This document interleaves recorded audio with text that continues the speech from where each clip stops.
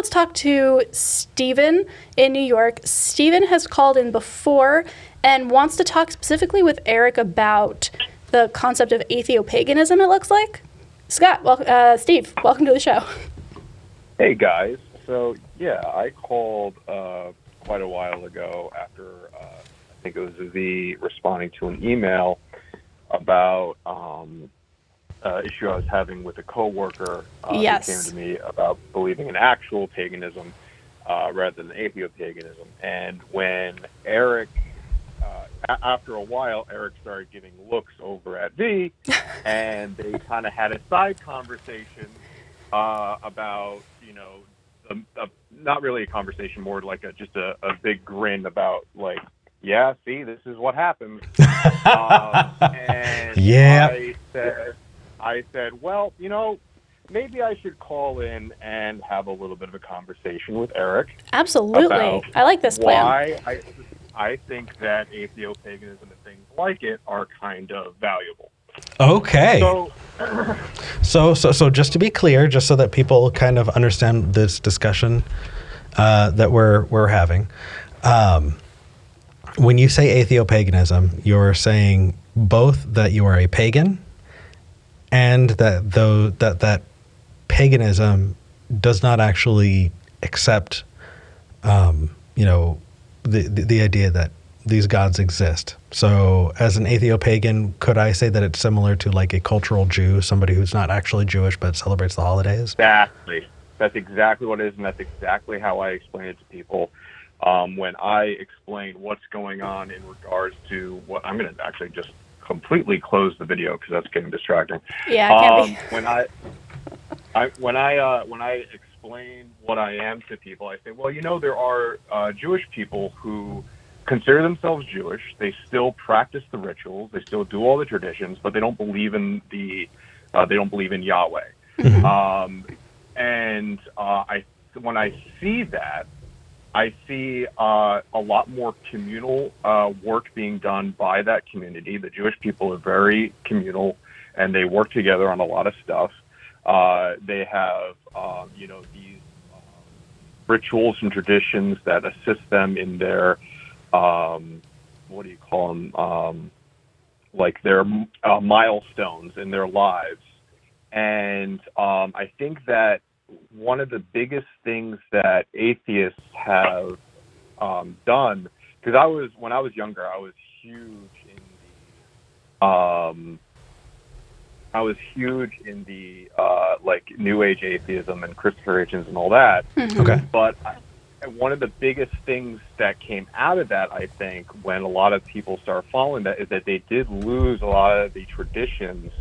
They did lose a lot of the cultural aspects that they had when they were religious. And I think that became a big conversation within the atheist community of, we took away all of these things, which is good in some aspects, getting rid of these traditional, hegemonic thoughts of this is how you live your life.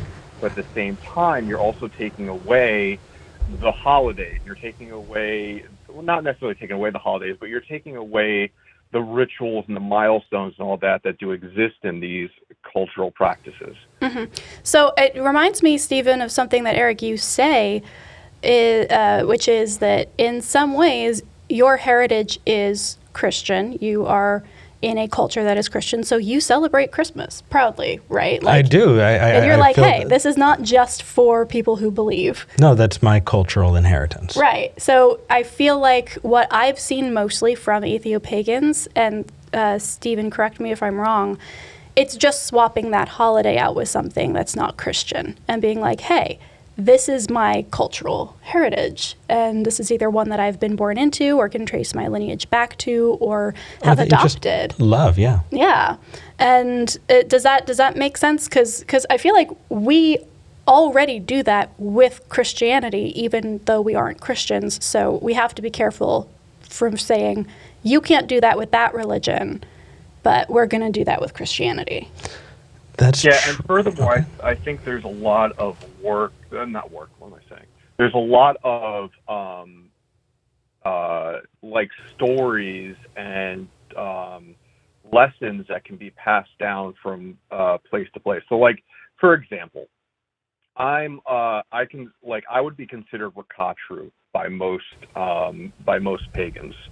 I venerate in my practices Fenrir, which is usually looked down upon by most Esatru and Vanatru, which are the people that worship the Aesir like Thor and Odin, and Vanatru, who worship Freya, and the more agricultural Norse gods.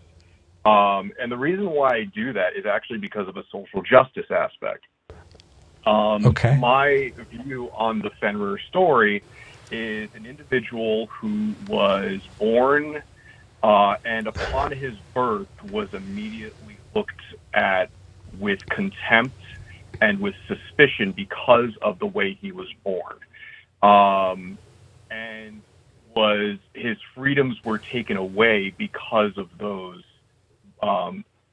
suspicions without him actually doing anything. Okay. So, Stephen, I do want to make sure that we're engaging in a conversation. I'm personally, like, I would just want you to, like, tell me these stories and be like, hey, like, this sounds fascinating. I really want to hear what Eric is thinking in terms of what you first brought to the table, which is this kind of equivocation to things like secular Christianity or secular Judaism. Right. Stephen, I sincerely appreciate it. There was a point in time where you gave so many terms that I'm not familiar with that I glazed over for a minute. I'm so sorry. I want to learn all of the things that I can, but I was not able to catch all of it. But I appreciate that you're sharing, and I hope people who are interested can look that stuff up. Here's where I'm coming from. I celebrate Christmas, but I don't call myself an atheo-Christian.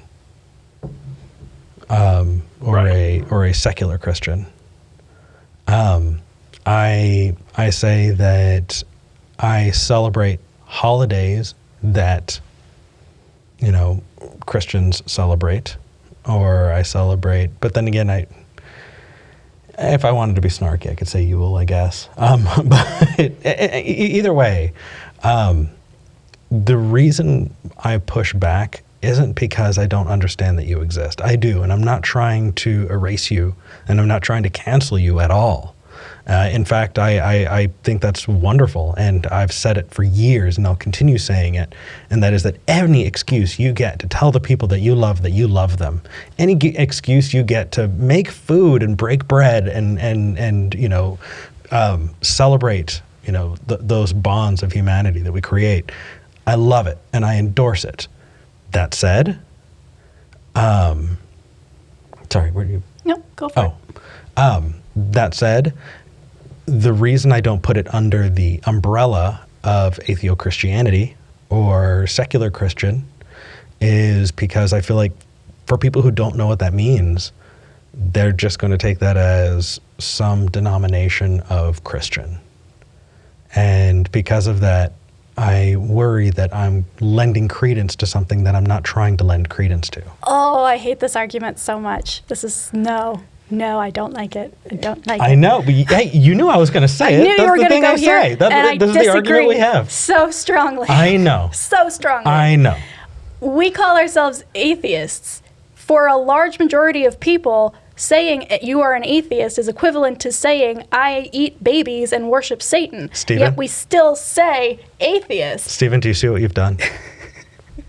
This is why I called. Stephen's like, my plan is working perfectly. Steve and I are making an alliance as we speak. No, but like here's the thing, and I'm gonna give some kudos to the pagan community online right now. If you are willing to call shit out in other denominations, in other communities that are aligned with yours, and use your voice as a member of that community to say, no, that is wrong, I don't see a problem with it. And pagans do that pretty consistently. Actually, I have seen that with pagans. There is a giant war right now with like the I forget their big name, but there's a big fellowship of Esatru white supremacists. Yeah. And we are fighting hard against them right now. And it's it's like that is something that is so important, because if you are taking on that name, the same name that they are using to perpetuate this harm, and you're saying, no, that's not okay, that's not acceptable here. That's a huge thing. And I'm not saying I agree with the spiritual elements of it or the supernatural elements of it, but as a community effort, it's an A+ in my book. It is in mine. That's not something that I'm against. Like the core of this is that if you're saying, well, don't use the words because someone might misunderstand, you lose the ability to do that as effectively. Well, it depends on what hill you're willing to die on. I'm willing to die on the atheist hill. I'm not willing to die on every single one. Mm-hmm. And I think that, I see your point. I just think that, To draw back to like the cultural aspect, like I remember growing up with stories like Paul Bunyan and other like American myths and legends that we knew were not true, but had like a basis of like the value being given. Yeah. And that's the kind of thing that I think that that we lose as we move forward. We don't have these like myths and legends to tell stories of that come from like a cultural background. Yeah, we have like comics and movies and such, but they don't have like a legendary like basis that like becomes part of our cultural foundations. I think time will tell on that, and I hope that you're wrong. The Johnny Appleseed of yesterday is going to be Tom Holland of tomorrow, I suppose. Right. I'm actually thinking more along the lines of like Bob Ross. But anyway, Stephen, while you're on the line and you're kind of connected to this community, I need to ask you a question. Of course. Have you heard of English? Give me the definition, and I admit because I'm bad with names sometimes. Oh, that's funny. Yeah, that's something for a different time. Is it? We need to Okay. move on. Scott's Okay. been waiting. But Stephen, thank you for reaching out. This was honestly super enjoyable for me, and it's always fun when one of the hosts agrees with the caller and the other one doesn't. And Yeah. The three-way conversation that happens. That's taken out of that's gonna. But okay. thanks Stephen for calling in. Thank you, Stephen. Of course, guys. Love you both. Have a wonderful day. Bye. You too. Bye. I put conversation after it. I agreed. I didn't just agreed. leave it at three-way. No.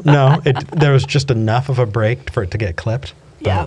That's fine. Yeah. That's fine. I'm fine with this. Okay, guys, who is more on point here? I'm seeing in the live chat, half the people are like, V and the caller are right, and the other half is like, Eric is right. So battle it out in the comments. Let us know what you think.